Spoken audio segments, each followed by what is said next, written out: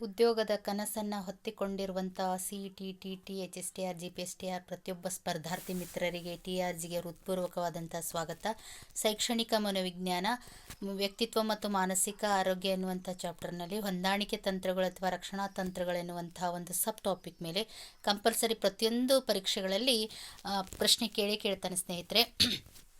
ಹಲವಾರು ಮಾದರಿ ಪ್ರಶ್ನೆಗಳನ್ನು ಬಳಸಿಕೊಂಡು ಈ ಸಬ್ ಟಾಪಿಕ್ ಮೇಲೆ ನಿಮಗೆ ವಿವರಣೆ ನೀಡಲಾಗಿದೆ. ಅದಕ್ಕಾಗಿ ವಿಡಿಯೋ ಸ್ಕಿಪ್ ಮಾಡದೆ ನೋಡಿ.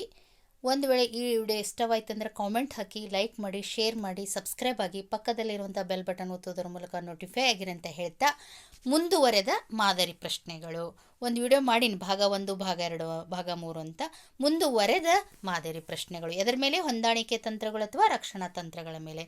ನೋಡಿ, ಸಂತೋಷ ಅಥವಾ ಆಕ್ರಮಣದ ಚೋದನೆಗಳನ್ನು ಸಾಮಾಜಿಕವಾಗಿ ಅಂಗೀಕೃತವಾದಂತಹ ಮಾರ್ಗಗಳಲ್ಲಿ ಅಭಿವ್ಯಕ್ತಿಸುವುದು ಅವಶ್ಯಕವಾಗುವಂತೆ ಮಾಡೋ ವಿಧಾನವನ್ನು ಹೀಗೆ ಕರೀತಾರೆ.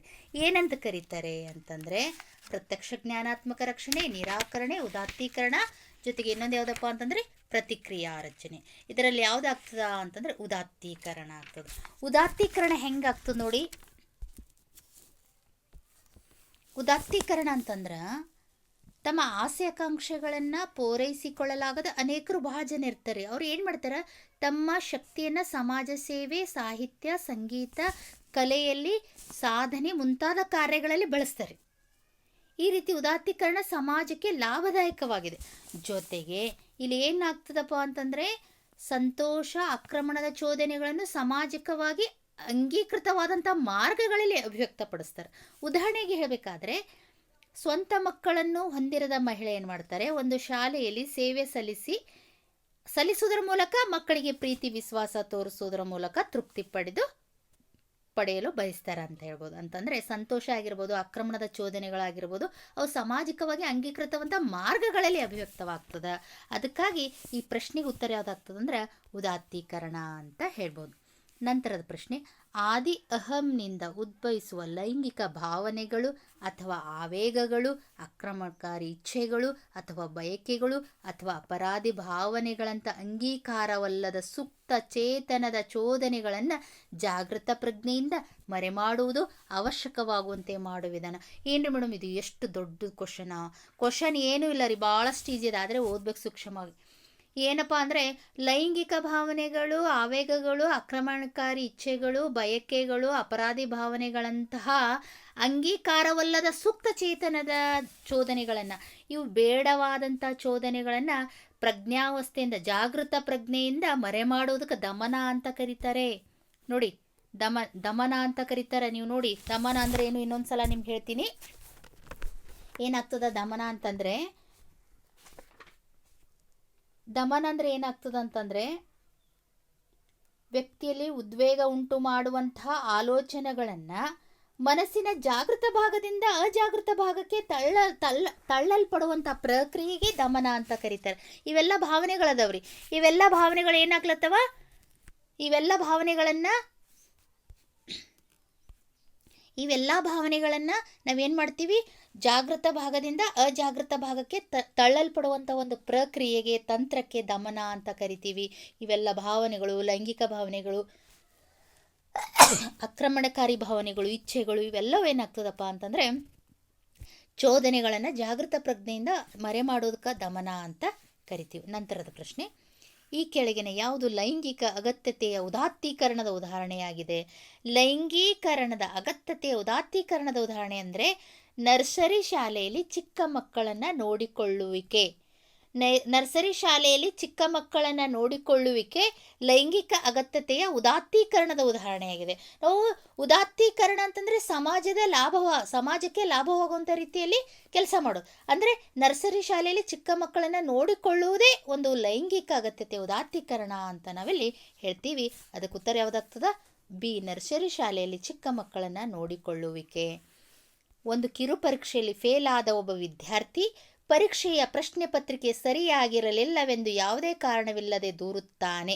ಇವನ ವರ್ತನೆ ಯಾವ ರೀತಿ ಕರೆಯುತ್ತೇವೆ? ಬಲಿಪಶುವಾಗುವಿಕೆ, ಅತೀವ ಪರಿಹಾರ, ಭ್ರಮೆ, ತರ್ಕಸಮ್ಮತವಾಗುವಿಕೆ. ಇಲ್ಲಿ ತರ್ಕಸಮ್ಮತವಾಗುವಿಕೆ ಆಗ್ತದ್ರಿ. ತರ್ಕಸಮ್ಮತವಾಗುವಿಕೆ ಅಂದರೆ ಏನಾಗ್ತದೆ ನೋಡ್ರಿ, ಏನಾಗ್ತದೆ ತರ್ಕಸಮ್ಮತವಾಗುವಿಕೆ ಅಂತಂದರೆ ನ್ಯಾಯಸಮ್ಮತವೆನಿಸುವಂಥ ಕಾರಣಗಳನ್ನು ನೀಡಿ ನೈಜವಾದ ಕಾರಣಗಳನ್ನು ಏನು ಮಾಡ್ತಾನೆ, ಮುಚ್ಚಿಡ್ತಾನೆ. ಅಂದರೆ ಏನಾಗ್ತದ, ಒಬ್ಬ ಪರೀಕ್ಷೆಯಲ್ಲಿ ಅನುತ್ತೀರ್ಣವಾದ ವಿದ್ಯಾರ್ಥಿ ತಾನು ಫೇಲಾಗಲು ಇಂದಿನ ಪರೀಕ್ಷಾ ಪದ್ಧತಿಯ ಕಾರಣ ಅಂತ ಹೇಳ್ತಾನೆ. ನೋಡಿ, ಒಂದು ಕಿರು ಪರೀಕ್ಷೆಯಲ್ಲಿ ಫೇಲಾದ ಒಬ್ಬ ವಿದ್ಯಾರ್ಥಿ ಪ್ರಶ್ನೆ ಪತ್ರಿಕೆ ಸರಿಯಾಗಿಲ್ಲವೆಂದು ಹೇಳ್ತಾನೆ. ಅಂದರೆ ನ್ಯಾಯಸಮ್ಮತವಾದ ಕಾರಣಗಳನ್ನು ನೀಡಿ ನೈಜವಾದ ಕಾರಣಗಳನ್ನು ಮುಚ್ಚಿಡ್ತಾನೆ. ತನ್ನ ಕೈಯಲ್ಲಿ ಸಾಧಿಸಲು ಸಾಧ್ಯವಾಗದೇ ಇರುವುದನ್ನು ಯೋಗ್ಯವಾದುದಲ್ಲ ಅಂತ ವಾದನೆ ಮಾಡ್ತಾನೆ. ಅದು ತರ್ಕಸಮ್ಮತವಾಗುವಿಕೆ. ತರ್ಕಸಮ್ಮತವಾಗುವಿಕೆ ಅರ್ಥ ಮಾಡ್ಕೊಂಡ್ರಂದ್ರೆ ನಿಮ್ಗೆ ಕಂಪ್ಲೀಟ್ ಆಗಿದೆ ಏನಾಗ್ತದ, ಗುರ್ತಾಗ್ಲಿಕ್ಕೆ ಸಾಧ್ಯ ಆಗ್ತದ. ಹೀಗಾಗಿ ಇದರ ಉತ್ತರ ಯಾವುದಾಗ್ತದ, ತರ್ಕಸಮ್ಮತವಾಗಿಸುವಿಕೆ. ತನ್ನಲ್ಲಿ ಒಪ್ಪಿಕೊಳ್ಳದ ವ್ಯಕ್ತಿ ವಿಶಿಷ್ಟ ಲಕ್ಷಣಗಳನ್ನು ಇತರ ಜನರಲ್ಲಿ ಗ್ರಹಿಸುವುದನ್ನು ಒಳಗೊಳ್ಳುವ ವಿಧಾನವನ್ನು ಹೀಗೆ ಕರೆಯುತ್ತಾರೆ: ದಮನ, ಭಾವವಿರೋಚನ, ಪ್ರತಿಗಮನ ಅಥವಾ ಹಿಮ್ಮರಳುವಿಕೆ, ಪ್ರಕ್ಷೇಪಣೆ. ತನ್ನಲ್ಲಿ ಒಪ್ಪಿಕೊಳ್ಳದ ವ್ಯಕ್ತಿ ವಿಶಿಷ್ಟ ಲಕ್ಷಣಗಳನ್ನು ಇತರ ಜನರಲ್ಲಿ ಗ್ರಹಿಸುವುದನ್ನು, ವರ್ಗಾಯಿಸುವುದನ್ನು ಒಳಗೊಳ್ಳುವ ವಿಧಾನ ಪ್ರಕ್ಷೇಪಣೆ ಅಂತ ಕರೀತಾರೆ. ನಿಮ್ಗೆ ಹೇಳಿದ್ದೆ ನಾ ಮೊದಲೇ, ತನ್ನಲ್ಲಿ ನ್ಯೂನತೆಗಳನ್ನು, ಭಾವನೆಗಳನ್ನು, ಉದ್ವೇಗಗಳನ್ನು ಏನು ಮಾಡ್ತಾನೆ, ಮತ್ತೊಬ್ಬರಲ್ಲಿ ವರ್ಗಾಯಿಸ್ತಾನೆ. ವರ್ಗಾಯಿಸೋದಕ್ಕೆ ಪ್ರಕ್ಷೇಪಣೆ ಅಂತ ಕರೀತಾರೆ. ಅನನ್ಯತೆಯನ್ನು ಈ ಕೆಳಕಂಡ ಯಾವ ರೀತಿಯಲ್ಲಿ ಉತ್ತಮವಾಗಿ ವ್ಯಾಖ್ಯಾನಿಸಬಹುದು? ಅನನ್ಯತೆ ಅಂದರೆ ಒಬ್ಬ ವ್ಯಕ್ತಿ ಅಥವಾ ಪ್ರಸಿದ್ಧ ವ್ಯಕ್ತಿ ವಿಶಿಷ್ಟ ವ್ಯಕ್ತಿಯ ಜೊತೆಗೆ ಗುರುತಿಸ್ಕೊಳ್ಳೋದು ಅಥವಾ ಪ್ರಸಿದ್ಧ ಸಂಸ್ಥೆಯ ಜೊತೆಗೆ ಗುರುತಿಸ್ಕೊಳ್ಳೋದಕ್ಕೆ ಅನನ್ಯತೆ ಅಂತ ಕರೀತಾರೆ. ಇಲ್ಲಿ ಯಾವ ರೀತಿ ಉತ್ತಮವಾಗಿ ವ್ಯಾಖ್ಯಾನ ಕೊಡ್ಬೋದು ಅಂತಂದರೆ, ಮತ್ತೋರ್ವ ವ್ಯಕ್ತಿಯೊಂದಿಗೆ ಮಾನಸಿಕ ಹೊಂದಾಣಿಕೆ ಮಾಡಿಕೊಳ್ಳೋದು. ಪಂಡಿತ್ ರವಿಶಂಕರ್ ಅವರ ಶಿಷ್ಯ ಅಂತ ಮಾನಸಿಕ ಹೊಂದಾಣಿಕೆ ಮಾಡ್ಕೊಳ್ಳೋದು, ಅವರಂತೆ ಪೋಷಕರಂತೆ ಇದ್ದೀವಿ ಅಂತ ತೋರಿಸೋದು, ಶಿಕ್ಷಕರಂತೆ ಮಾದರಿ ಅನುಕರಣೆ ಮಾಡಿ ಇರೋದು. ಅಂದರೆ ಮತ್ತೋರ್ವ ವ್ಯಕ್ತಿಯೊಂದಿಗೆ ಮಾನಸಿಕ ಹೊಂದಾಣಿಕೆ ಮಾಡಿಕೊಳ್ಳೋದೇ ಅನನ್ಯತೆಯ ವ್ಯಾಖ್ಯಾನ ಆಗ್ತದ. ನಿಜವಾದ ಭಾವನೆಗಳು ಬೆದರಿಕೆ ಹುಟ್ಟಿಸುವ ಕಾರಣದಿಂದ ತನ್ನ ನಿಜವಾದ ಸುಪ್ತ ಚೇತನದ ಭಾವನೆಗಳಿಗೆ ತೀರಾ ವಿರುದ್ಧವಾಗಿ ಪ್ರಜ್ಞಾಪೂರ್ವಕವಾಗಿ ವರ್ತಿಸುವುದನ್ನು ಅಥವಾ ಭಾವಿಸುವುದನ್ನು ಹೀಗೆ ಕರೀತಾರೆ. ಸುಪ್ತ ಚೇತನವನ್ನು ಜಾಗೃತ ಭಾಗದಿಂದ ಅಜಾಗೃತ ಭಾಗಕ್ಕೆ ತಳ್ಳುವುದು. ಉದ್ವೇಗಗಳನ್ನು, ಆಲೋಚನೆಗಳನ್ನು ಮನಸ್ಸಿನ ಜಾಗೃತ ಭಾಗದಿಂದ ಅಜಾಗೃತ ಭಾಗಕ್ಕೆ ತಳ್ಳುವುದು ದಮನ. ಆದರೆ ಇಲ್ಲಿ ಏನು ಹೇಳೋಣ, ನಿಜವಾದ ಭಾವನೆಗಳು ಬೆದರಿಕೆ ಹುಟ್ಟಿಸುವಂಥ ಕಾರಣದಿಂದ ತನ್ನ ನಿಜವಾದ ಸುಪ್ತ ಚೇತನದ ಭಾವನೆಗಳಿಗೆ ತೀರಾ ವಿರುದ್ಧವಾಗಿ ಪ್ರಜ್ಞಾಪೂರ್ವಕವಾಗಿ ವರ್ತಿಸುವುದನ್ನು ನಾವು ಏನಂತ ಕರಿತೀವಿ ಅಂತಂದರೆ, ಇದು ಪ್ರತಿಕ್ರಿಯಾರೋಪಣ ಅಂತ ಕರಿತೀವಿ. ಹೆಂಗೆ ಪ್ರತಿಕ್ರಿಯಾರೋಪಣ ಅಂತಂದರೆ ಏನು ಅಂತಂದರೆ, ಈ ಪ್ರತಿಕ್ರಿಯಾ ರಚನೆ ಏನದಂದರೆ, ವ್ಯಕ್ತಿ ತನ್ನ ಮೂಲ ಭಾವನೆಗಳಿಗೆ ವಿರುದ್ಧವಾದ ವರ್ತನೆಯನ್ನು ತೋರಿಸುವುದಾಗಿದೆ. ತನ್ನಲ್ಲಿ ಉದ್ವೇಗವನ್ನುಂಟು ಮಾಡುವಂತಹ ಮೂಲ ವರ್ತನೆಯನ್ನು ಮರೆಮಾಚಿ ಅದಕ್ಕೆ ವಿರುದ್ಧವಾದ ಪ್ರತಿಕ್ರಿಯೆಯನ್ನು ತೋರುವ ಮೂಲಕ ಸಮತೋಲನವನ್ನು ಪಡೆಯಲು ಪ್ರಯತ್ನಿಸ್ತಾನೆ. ಅಂದರೆ ಇಲ್ಲಿ ವಿರುದ್ಧ, ಎಲ್ಲಿ ವಿರುದ್ಧ ಬಂದ್ರಿ, ತನ್ನ ಸುಪ್ತ ಚೇತನದ ಭಾವನೆಗಳಿಗೆ ತೀರಾ ವಿರುದ್ಧ ಅಂತ ಎಲ್ಲಿ ಬಂತಂದರೆ ಅದು ಪ್ರತಿಕ್ರಿಯಾರೂಪಣ. ದಮನ ಮತ್ತು ಪ್ರತಿಕ್ರಿಯಾರೂಪಣದ ಮಧ್ಯದಲ್ಲಿ ಭಾವನೆಗಳಿಗೆ ತೀರಾ ವಿರುದ್ಧ ಅಂತ ಎಲ್ಲಿ ಬಂತಲ್ಲ, ಅದು ಏನಾಗ್ತದಂದ್ರೆ ಪ್ರತಿಕ್ರಿಯಾರೂಪಣ ಅಂತ ಬರ್ತದ್ರಿ. ಅದಕ್ಕಾಗಿ ನಿಮಗೊಂದು ಉದಾಹರಣೆ ಹೇಳ್ತೀನಿ ಕೇಳಿ. ಮನೆಯಲ್ಲಿ ಒಂದು ಹಿರಿ ಮಗು ಇರುತ್ತೆ, ನಂತರದಲ್ಲಿ ಅವ್ರ ತಮ್ಮ ಚಿಕ್ಕವ ಇರ್ತಾನೆ. ಇಬ್ಬರ ಮಧ್ಯದಲ್ಲಿ ತಾಯಿ ತಂದೆ ಹೆಚ್ಚಿಗೆ ಪ್ರೀತಿ ಯಾರಿಗೆ ಮಾಡ್ತಾರೆ, ಚಿಕ್ಕ ಮಗುವಿಗೆ ಮಾಡಿದಾಗ ಆ ಹಿರಿಮಗ ಏನು ಮಾಡ್ತಾನೆ, ತನ್ನ ತಂದೆಯ ಎದುರುಗಡೆ, ತಾಯಿ ತಂದೆಯ ಎದುರುಗಡೆ ಚಿಕ್ಕ ತಮ್ಮನನ್ನು ಬಹಳಷ್ಟು ಪ್ರೀತಿ ಮಾಡ್ದಂಗೆ ತೋರಿಸಿದ ಬಳಿಕ ಅವ್ರು ಹೋದ ತಕ್ಷಣ ಏನು ಮಾಡ್ತಾನಂದ್ರೆ ಅವನಿಗೆ ಚೂಡ್ತಾನ್ರಿ. ಚೂಟ್ ಏನು ಮಾಡ್ತಾನಂತಂದರೆ ಅಳಿಸಿ ಇಲ್ಲಿ ಏನು ಗುರ್ತಾಗ್ತದ, ಹಿರಿಯ ಮಗುವಿನ ವರ್ತನೆಯಲ್ಲಿ ಪ್ರತಿಕ್ರಿಯಾ ರಚನೆ ಕಾಣುತ್ತೆ.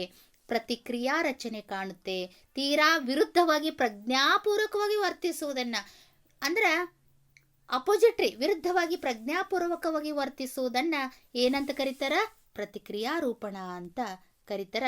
ಇದು ಸ್ವಲ್ಪ ದಮನ ಮತ್ತು ಪ್ರತಿಕ್ರಿಯಾರೂಪಣದ ಮಧ್ಯದಲ್ಲಿರುವಂಥ ವ್ಯತ್ಯಾಸ. ತೀರಾ ವಿರುದ್ಧವಾಗಿ ಪ್ರಜ್ಞಾಪೂರ್ವಕವಾಗಿ ವರ್ತಿಸುವುದನ್ನು ನಾವು ಏನಂತ ಕರಿತೀವಿ, ಪ್ರತಿಕ್ರಿಯಾರೂಪಣ ಅಂತ ಕರಿತೀವಿ. ಹೊಗಳಿಕೊಳ್ಳುವಿಕೆ, ಹೆಮ್ಮೆ ಪಡುವಿಕೆ ಕೆಳಗಿನ ಯಾವ ರೀತಿಯ ರಕ್ಷಣಾ ತಂತ್ರವಾಗಿದೆ? ಪರಿಹಾರ ರೀ. ಯಾಕೆ ಪರಿಹಾರ ಅಂದಾಗ ಒಬ್ಬ ವ್ಯಕ್ತಿ ಏನು ಮಾಡ್ತಾನೆ, ಒಂದು ಕ್ಷೇತ್ರದಲ್ಲಿ ಉತ್ತಮವಾದಂಥ ಸಾಧನೆ ಮಾಡ್ಬೇಕಂತ ಭಾಳಷ್ಟು ಪ್ರಯತ್ನ ಮಾಡ್ತಾನೆ ರೀ. ಪ್ರಯತ್ನ ಮಾಡಿದ್ರೂ ಕೂಡ ಅವನಿಗೆ ಆ ಕ್ಷೇತ್ರದಲ್ಲಿ ಸಾಧನೆ ಸಿಗಲ್ಲ. ಮತ್ತೇನು ಮಾಡ್ತಾನೆ, ಆತ ಬದಲಿಸ್ಕೊಂಡು ಮತ್ತೊಂದು ಕ್ಷೇತ್ರದಲ್ಲಿ ಸತತವಾದಂಥ ಪ್ರಯತ್ನದಿಂದ ಸಾಧನೆಯಲ್ಲಿ ಯಶಸ್ಸನ್ನು ಕಾಣ್ತಾನೆ. ಯಶಸ್ಸನ್ನು ಕಾಣ್ಕೊಂಡು ಏನು ಮಾಡ್ತಾನೆ, ತನ್ನಂಥ ಹೊಗಳುವಿಕೆ, ಹೆಮ್ಮೆ ಪಡುವಿಕೆ ಪಡ್ತಾನೆ. ಅಂದರೆ ಒಂದು ಉದಾಹರಣೆಯನ್ನು ಹೇಳಬೇಕಾದ್ರೆ ನಿಮ್ಗೆ, ಪಂಡಿತ ಪುಟ್ಟರಾಜ ಗವಾಯಿಗಳು ಅಂಧರಾಗಿದ್ದರೂ ಸಹ ಸಂಗೀತ ಕ್ಷೇತ್ರದಲ್ಲಿ ಮಹತ್ವದ ಸಾಧನೆ ಮಾಡಿರುವುದು ಒಂದು. ಶೈಕ್ಷಣಿಕ ಸಾಧನೆಯಲ್ಲಿ ಹಿಂದುಳಿದ ವಿದ್ಯಾರ್ಥಿ ಉತ್ತಮ ಕ್ರೀಡಾಪಟು ಆಗಿ ಸಾಧನೆ ಮಾಡ್ತಾನೆ, ಹೆಮ್ಮೆ ಪಡ್ಕೊಳ್ತಾನೆ, ಹೊಗಳ್ಕೊಳ್ತಾನೆ, ನಾ ಅದ್ರಾಗಿಲ್ಲ ಆದ್ರೆ ಇದ್ರಾಗ್ರ ಇದ್ದ ಅನ್ನುವಂಥ ಭಾವನೆಯನ್ನು ಮೂಡಿಸ್ಕೊಳ್ಳೋದಕ್ಕೆ ಹೆಮ್ಮೆ ಪಡುವಿಕೆ, ಹೊಗಳಿಕೊಳ್ಳುವಿಕೆಗೆ ಪರಿಹಾರನೇ ಕಾರಣ, ರಕ್ಷಣಾ ತಂತ್ರ ಅಂತ ಹೇಳ್ಬೋದು. ಅಂಗೀಕಾರವಲ್ಲದ ಚೋದನೆಗಳಿಂದ ಉಂಟಾಗಿರಬಹುದಾದ ವರ್ತನೆಗಳಿಗೆ ಸಾಮಾಜಿಕವಾಗಿ ಅಂಗೀಕಾರವಾದಂತಹ ವಿವರಣೆಯನ್ನು ಹುಟ್ಟುಹಾಕುವುದನ್ನು ಒಳಗೊಳ್ಳುವ ವಿಧಾನವನ್ನು ಹೀಗೆ ಕರೆಯುತ್ತಾರೆ: ದಮನ, ತರ್ಕಸಮ್ಮತವಾಗಿಸುವಿಕೆ, ಪ್ರಕ್ಷೇಪಣೆ, ಪ್ರತಿಕ್ರಿಯಾರೂಪಣ. ಇಲ್ಲಿ ಯಾವುದಾಗ್ತದ್ರಿ, ಅಂಗೀಕಾರವಲ್ಲದ ಚೋದನೆಗಳಿಂದ ಉಂಟಾಗಬಹುದಾದ ವರ್ತನೆಗಳಿಗೆ ಸಾಮಾಜಿಕವಾಗಿ ಅಂಗೀಕಾರವಾದಂತಹ ವಿವರಣೆಯನ್ನು ಹುಟ್ಟುಹಾಕುವುದನ್ನು ತರ್ಕಸಮ್ಮತವಾಗಿಸುವಿಕೆ ಅಂತ ಕರಿತೀವಿ. ತರ್ಕಸಮ್ಮತವಾಗಿಸುವಿಕೆ ಅಂದ್ರೆ ನಾನು ನಿಮ್ಗೆ ಹೇಳಿನಿ, ತರ್ಕಸಮ್ಮತವಾಗಿಸುವಿಕೆ ಅಂತಂದರೆ ಸಮಾಜ ಒಪ್ಪಿಕೊಳ್ಳುವಂಥ ರೀತಿಯಲ್ಲಿ ತನ್ನ ಕ್ರಿಯೆಗಳಿಗೆ, ತೋರಿಕೆಗೆ ನ್ಯಾಯಯುತವಾದಂಥ ಕಾರಣಗಳನ್ನು ನೀಡಿ ನೈಜವಾದ ಕಾರಣಗಳನ್ನು ಮುಚ್ಚಿಡ್ತಾನೆ.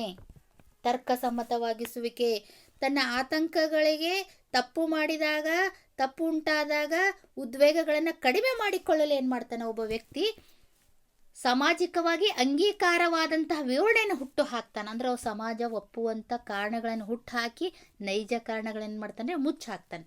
ಇದಕ್ಕೆ ಯಾವ ವಿಧಾನ ಅಂತ ಕರೀತಾರೆ ಅಂದರೆ ತರ್ಕಸಮ್ಮತವಾಗಿಸುವಿಕೆ ಅಂತ ಕರೀತಾರೆ. ಸ್ಮಿತಾ ಮೇಲಿಂದ ಮೇಲೆ ತಾನು ಮುಖ್ಯಮಂತ್ರಿ ಮಗಳು ಎಂದು ಹೇಳಿಕೊಳ್ಳುತ್ತಾಳೆ. ಇಲ್ಲಿ ಸ್ಮಿತಾ ಉಪಯೋಗಿಸಿದ ರಕ್ಷಣಾ ತಂತ್ರ ಯಾವುದು? ಅನನ್ಯತೆ ರೀ. ಮುಖ್ಯಮಂತ್ರಿ ಮಗಳಂತ ಪ್ರಸಿದ್ಧ ವ್ಯಕ್ತಿಯ ಜೊತೆಗೆ ತನ್ನನ್ನು ಗುರುತಿಸ್ಕೊಳ್ತಾಳೆ. ಅದಕ್ಕೆ ಯಾವುದಾಗ್ತದ? ಅನನ್ಯತೆ. ನಂತರದ ಪ್ರಶ್ನೆ ನೋಡಿ, ನೋವಿನಿಂದ ಕೂಡಿದ ಅನುಭವಗಳನ್ನು ಸುತ್ತ ಚೇತನಿಕೆ ದೂಡುವ ತಂತ್ರದ ಹೆಸರು ದಮನ. ನಾ ಹೇಳಿನ, ಭಾವನೆಗಳನ್ನು, ಉದ್ವೇಗಗಳನ್ನು ಪ್ರಜ್ಞಾವಸ್ಥೆಯಿಂದ ಅಪ್ರಜ್ಞಾವಸ್ಥೆಗೆ ದೂಡುವುದನ್ನು ಏನಂತ ಕರೀತಾರೆ? ದಮನ ಅಂತ ಕರೀತಾರೆ.